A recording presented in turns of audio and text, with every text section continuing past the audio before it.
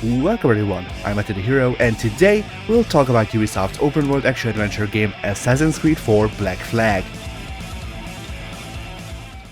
The game was developed by Ubisoft Montreal and published by Ubisoft for Xbox 360, PS3, Xbox One, PS4, PC, and Wii U in 2013, then got a Switch port in 2019 alongside Rogue as a part of the Rebel collection. The game follows Edward James Kenway, grandfather of the protagonist Raton Haketon from AC3. We join Edward on his great strife, for the ship he was serving on is attacked! In a storm, no less! Freshly shipwrecked and on the way out, mysterious assailant Duncan Walpole offers to pay Edward for aiding him off the island where he's so inclined. But a business disagreement betwixt the two culminates in the greatest boss fight known to man.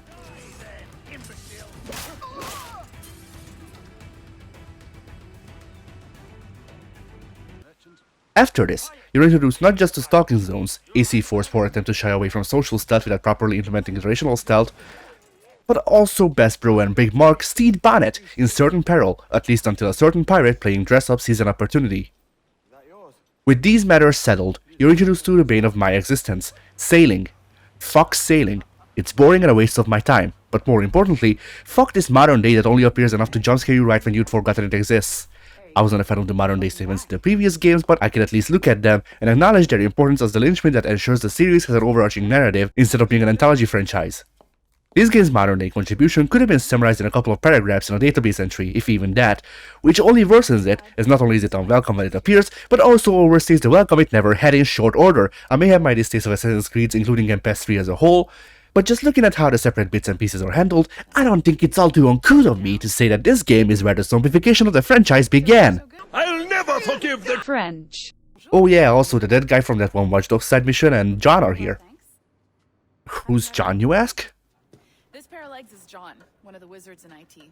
Back to the meat of the game, we land in Havana, and as we survey the land and get introduced to mechanics such as how to shop, we also get alerted to the presence of something I'd call a big problem with the MVNX era of AC games, the guards with eagle vision. Now, guards' perception, or really lack thereof, was a legitimate issue with the earlier games. You could kill a guard on the rooftop right next to another, and the other one wouldn't even flinch unless they were literally 2 steps apart or thereabouts. This got overcorrected in some manners starting with AC3, and as you can guess by my earlier referring to this issue as specific to this entire engine's era, it still persists here.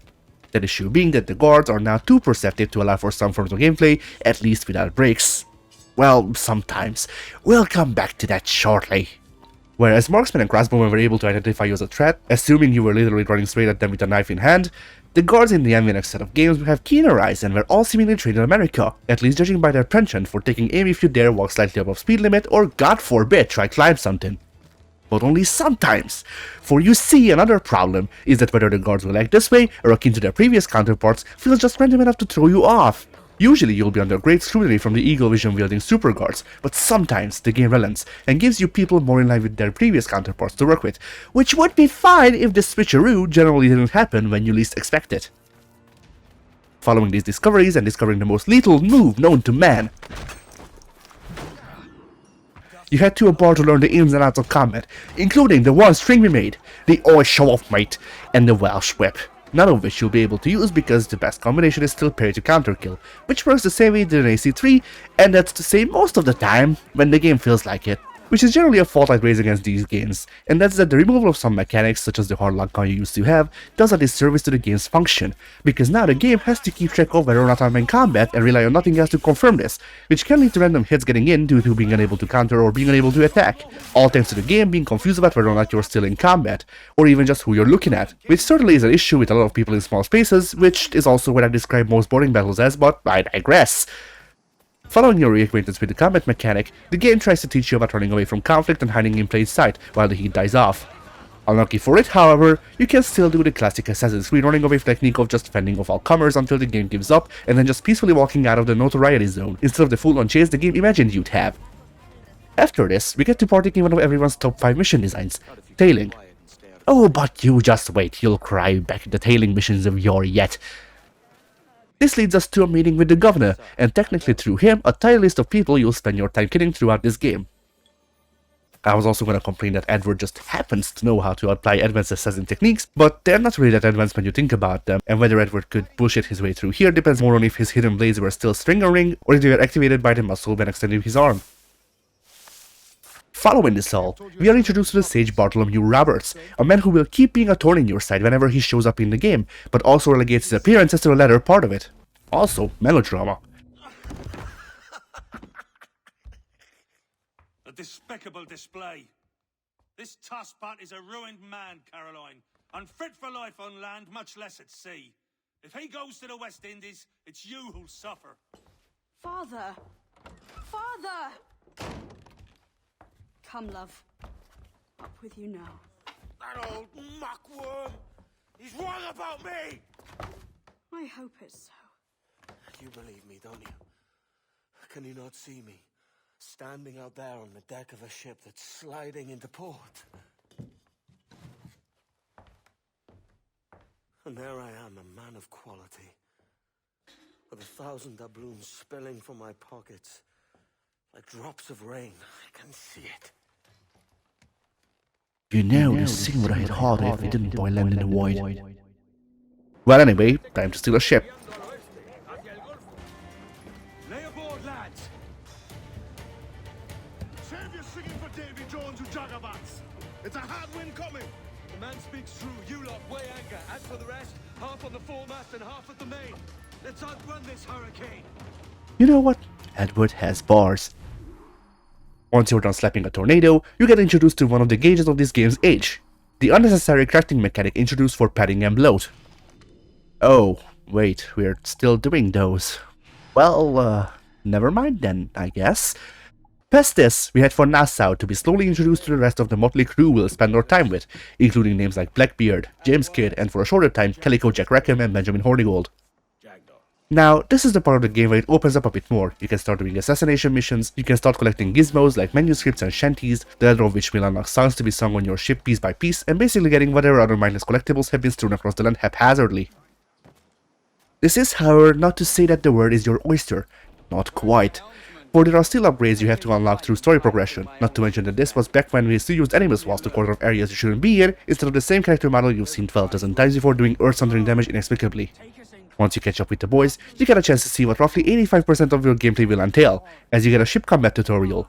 Here, let me summarize it for you. You go in a circle, matching your speed to your enemies so they can't ram you and shoot them with your broadside cannons. Repeat until one of you is dead. If you have a mortar or ram, you can use them to get a cheap shot or two in at the start of the battle, but most of your time is spent going in circles just shooting them with the broadside cannons. The game also takes its chance to introduce ship upgrades, which are sort of self-explanatory. You upgrade bits of the ship to make it function better and or more efficiently, although later upgrades may insist on blueprints you have to obtain through other means before you can buy them. And since we're at ship combat, we might as well hit what happens to ships you fight. Generally, you want to incapacitate them but not sink them because sinking them yields worse results, as you'd imagine. When they're incapacitated, you get to enter a boarding state, where you get given a list of tasks to complete to consider the boarding successful. Once you've done your chores, you're transported into a cutscene and get given a choice between 3 options. Repairing the jackdaw, letting the ship go to increase your notoriety, and adding the ship to Edward's fleet. Now those latter two need more explanations, so let's go in order. The notoriety system is back! Although barely. On foot, it's practically non-existent. The guards will not see you as any more suspicious if you committed a mass murder just last week than if you hadn't. Unless you enter a specified high alert area, well, they'll treat you with high suspicion regardless. You have notoriety on the seas more properly, where doing crimes raises your bar until either you lower it through letting ships you beat and go or bribing officials. And if you don't, the game sends a special unit, Pirate Hunters, after you. Now what you need to know about Pirate Hunters is that the game makes a big deal out of them, but they're actually pushovers if you even just somewhat know what you're doing. And raising the bar further just seemed to summon more instead of making them stronger whenever I've tried. Another thing to note about naval battles in this game is that they have a tendency to devolve into impromptu Dragon Force concerts.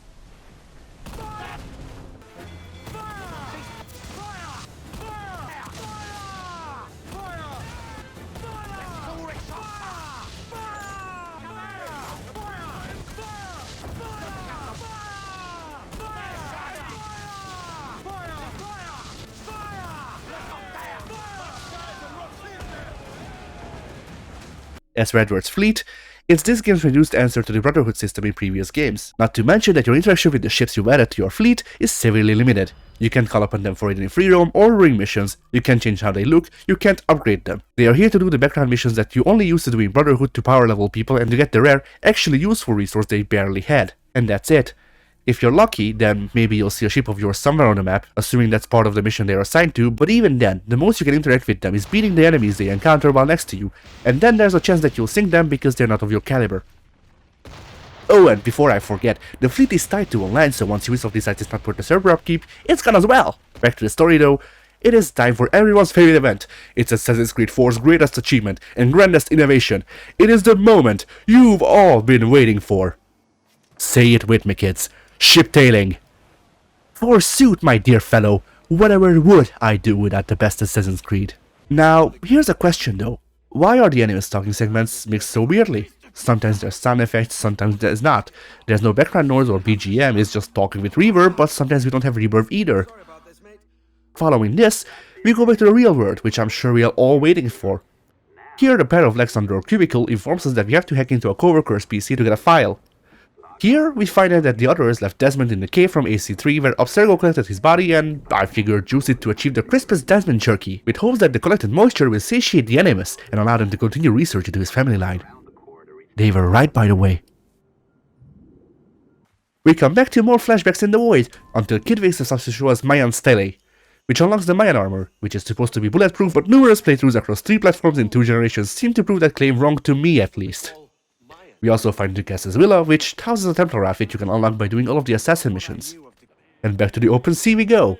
Here you get a choice to follow Kid immediately, but I chose to try and take a naval fort instead, so let's talk about it.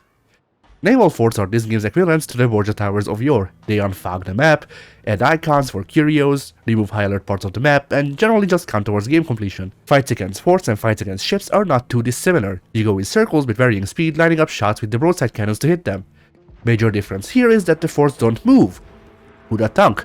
So instead of matching your speed to theirs, you have to react to their attacks by changing your speed. You also get to use your mortar more because you get to choose the range of battle, and they're already using mortars anyways themselves, so why not?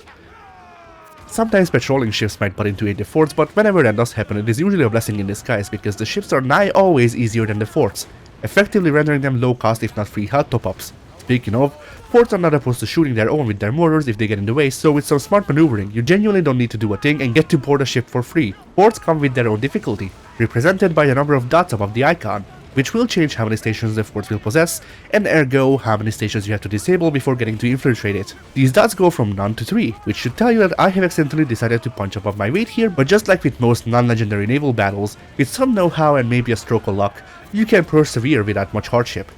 As for what happens when you infiltrate a fort like this, things go mostly like boarding a ship. You get given a list of chores to achieve before you can do the ending cutscene, and then having done those you go on your merry way. Back to the story, we follow James to Tulum, where the inhabitants are a bit less than happy to see us, so we must do the one thing assassins are least known for: stealth. This leads us to our great reveal. Bartholomew Roberts, the man we got introduced to by the name of the Sage, is in fact a sage. A term that does not mean what it normally would, and which is meaning you won't truly know until either Odyssey's Atlantis DLC or Valhalla. I don't remember where exactly they elaborate on this, but it takes them a while. Either way, you're now tasked with reaping what you sowed, as the Templars have attacked the island of Tulum thanks to the maps you sold them at the start of the game. On top of this, they also took the crew of the Jekta hostage, so helping the local populace, the assassins, is helping yourself. Here you also unlock sleep and berserk darts, so that you may have a ranged option that doesn't make all the noise. Unlike your pistols, it is more consistently available than throwing knives. Once you're done taking the first step in righting your predestined wrong, you may finally take up assassination missions, or, well, you could long before this, but the game reminds you that you can do it again. On the road again, we come across a fort housing Laureano Torres, to whom we make a business proposition too good to refuse. And I'd rather not cut your lips off and feed him to you. Thanks to this agreement, you may get some idea of where the Sage is, but we aren't the only ones on the move. James is here to take care of Torres, which wouldn't be a problem any time but now. Oh no! Thankfully, he agrees to let us do our thing for the time being, which we, in classic Edward Kenway fashion, fumble. Time for Plan B, which involves some revelations in what might be the second best scene in the whole game. Ready? Your name's not James, is it? Not most days. Done with that, we steadily make our way to the Villa grounds with our new companion Mary, where once gaining admittance, we have to take care of Prince and fight the Sage, or I guess be found by him rather. Following your daring escape, we return to Nassau, where we hear about the King's Pardon, a truly contentious topic. Speaking of contentious topics though, You need to dive underwater for some medicine. Using a diving bell, you unlock the luxury of buying with this mission. And really, now that I think about it, diving exemplifies one of the biggest problems of this game. It's one blimmin' enormous water level. But actually, you wanna hear something that's even worse than mere water levels? How about underwater stealth levels? Cause, yeah, we got those. Finding all your effort was in vain, you now have to look for Blackbeard, who is angered by the lack of medicine and is on the verge of defeat. Thanks to your aid here, not only does Eddie live, but we also gain a lead that medicine is flowing out of Charlestown, where Blackbeard asks us to meet him later. And now that we're at Charlestown, it's later now, we once again partake in this game's greatest invention, ship-tailing, only this time in shallow waters, with lots of lookouts in a bog. Having undergone this treat, we learn that Ed's calling it quits, but he's not the only one. I hope you weren't getting invested in the main story, because it's time for another romp in the modern day. Here, resident pair of legs, John, requires us to hack into the camera control to spy on our higher-ups, to expose more of Abstergo. They do these by partaking in engaging activities, like brute force and number combination, and Frogger. During this outing, we also see John get more unhinged, which I'm sure is just because of the high working hours and nothing else. Back to the main story, we see yet another flashback, and I'm starting to get convinced that the British Isles are actually just composed of doors and windows floating in the void. Regardless, Woods Rogers is visiting Nassau to issue the King's Pardon, or else. A favor which we shall surely repay in the future. While Rogers is willing to parley with the pirates, the Commander Chamberlain is less so, and is willing to risk court-martial or whatever the historical equivalent would be to stick it to pirates. Being people one might identify as pirates, that shit don't fly, unlike Edward onto the Commander Chamberlain. Now that that's done, the last thing we need to do is break through the blockade the Crown has raised on Nassau, which really just means pull aggro while the slow-moving AI ship reaches the cutscene trigger, then sail out of the notoriety zone. Out of the frying pan and into the fire, we follow Wayne to Thatches to see if he's willing to come out of retirement. The answer is no, but he does have a lead on the stage, which is nearly as good. Among the people celebrating Ed's retirement, we suss an imposter and follow them into an ambush that forces Blackbeard out of retirement. Having made a complete joke of the man of war the game throws at you, you have to achieve your usual list of chores. Only this time, Blackbeard is here. But there's a twist! Instead of the usual options, achieving your chores this time puts you in the next cutscene where the best time of the game is delivered.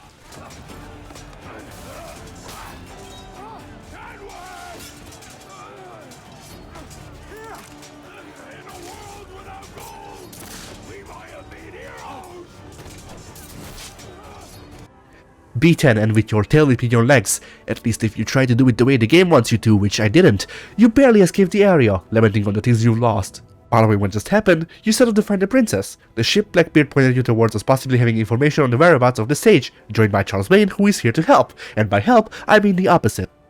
Thanks to the aid of Wayne, we get mutinied on and set free on the ocean on the Royal African Company ship we had just defeated. Cut to later, when on an island, Wayne is dead set on proclaiming himself Emperor of the Universe or dying trying. Luckily for him, you can even follow those outcomes. We leave this part of Edward's life, with him still stranded only to cut to him having taken the Jackdaw back with some vague explanation of how he did so.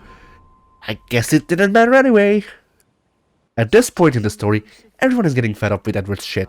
Jane gives him an outing trying to find the sage with the assassins, which he promptly turns down, and Ade straight up tells him that he's tired of his bullshit, but that's not enough to make Edward reconsider. After yet another tailing mission, we find that Roberts is in Principe, so guess where we're heading next? Having found Roberts, you team up with him on the idea that you help him escape the Templars, and he shows you where the observatory is. And after you've done your end of the bargain, leaves himself captain while giving you a meeting location. After another ship-tailing mission, we secure Roberts a ship of his own because truly he deserves it. There's also not at all dangling the observatory like a carrot on a stick for Edward's face or acting sus in other means.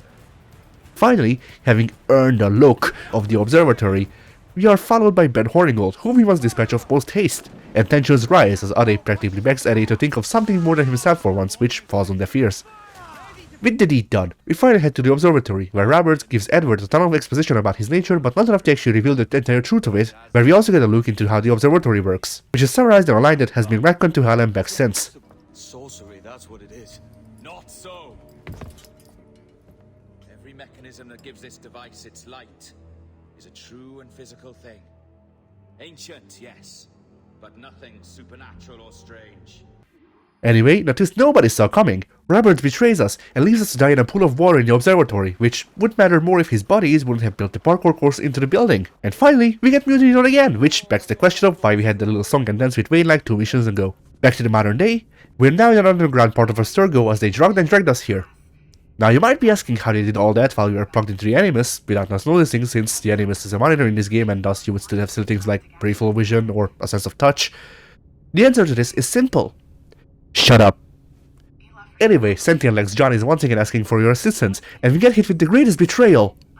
John is not actually just a pair of legs, but has other human features like hands, arms, and a torso as well. Anyway, he wants you to break into the main servers at Abstergo, which, once done, summons Juno. At least in this game, maybe she won't talk for half an hour about an random exposition I don't care about. Feel, but hardly touch. Signal is still too weak, and I am spread thin. Unfocused, like static and fog, lingering in networks and nodes, the nervous system of the world. Can you hear? Perhaps the temple was opened too soon, but this was not by choice. The cataclysm pushed all doubt aside. We bless poor Desmond, who gave his life so that you, the children of our labors, would live on. Pray tell, don't you have a comic to die in? In mine. But now is not the time. My strength is not sufficient to inhabit an organic vessel. There is more work to do, more samples to acquire, more artifacts to find before my will can obtain. What's happening? Tell me! Make me whole again, my children, my instruments. Bring me forth to fulfill your purpose. Tell me! Finally. No, no! Back to the actual game, we fight Edward in a Jamaican prison alongside Mary Reed and Anne Bonny, where we are saved from being sun-dried by the local assassin mentor, Atabai, in hopes we'd aid him in freeing the other two. This leads us to the saddest part of the entire game. Can you walk?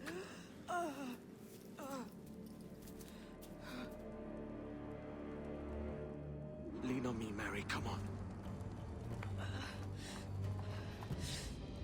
I can't. Search every cell! Come on, that's it. You're all right.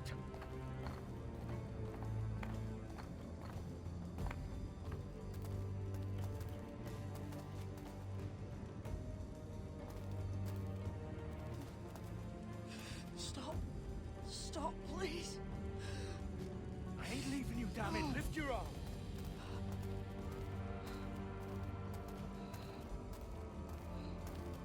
It's no good.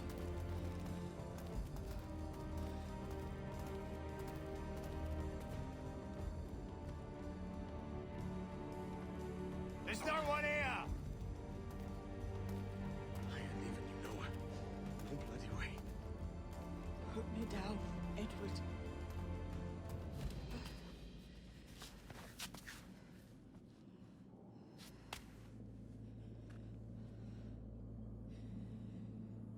Don't die on my account. Go. This is such a pain in the ass. Damn it. You should have been the one to outlast me. I've done my part. Will you? If you came with me, I could. Mary. I'll be with you, can we? I will.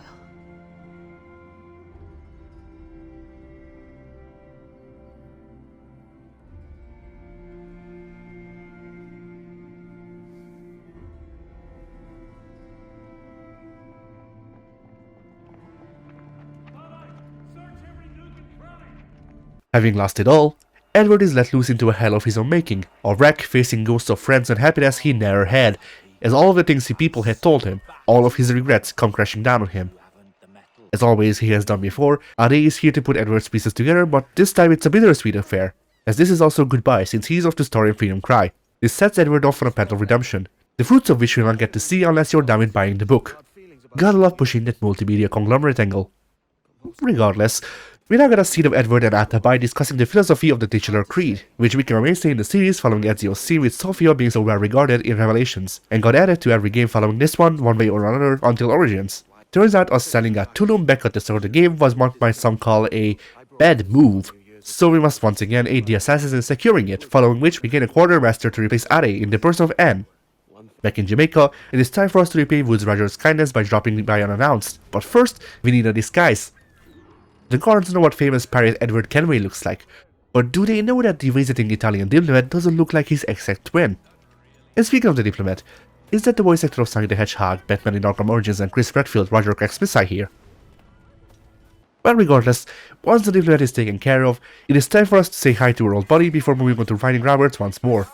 Once you've made a complete joke of Roberts' boss fight by mere happenstance, it's time to pay Governor Torres a visit just to tie up any loose ends.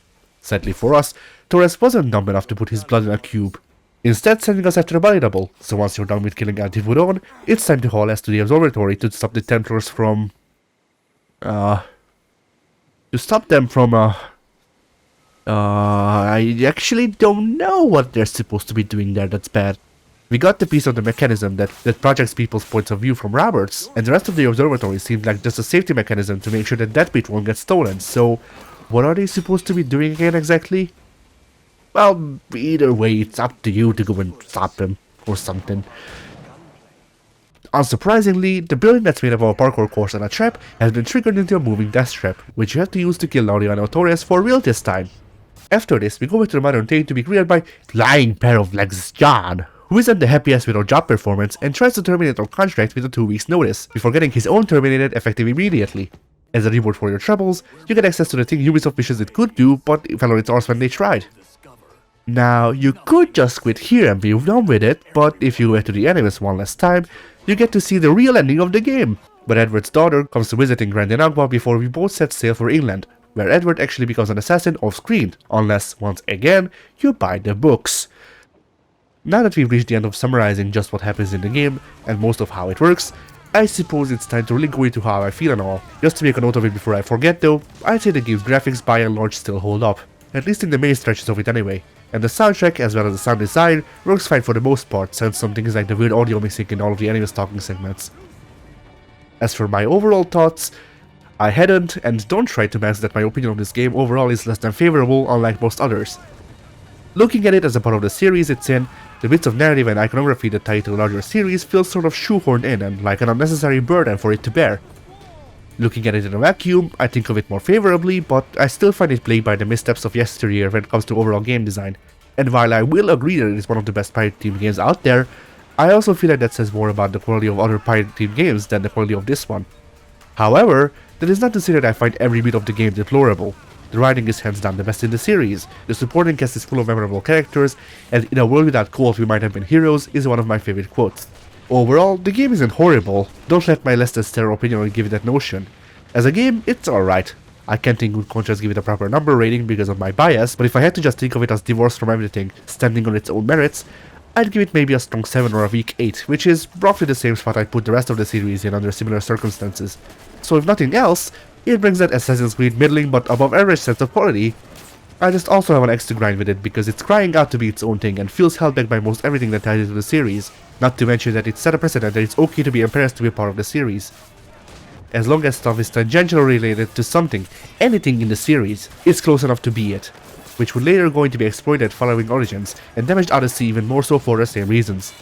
Also, while I still have the stage, fuck the Eastern storyline and fuck that focus on it in the recent games. Its best iteration was the one we didn't know anything about and it served as a backdrop to the shit we actually cared for instead of their over-reliance on it to half-assetly justify the fantasy RPG gameplay elements they do today. Yves Guillermo, I fought in your general direction. And just to reiterate, I'll never forgive the French.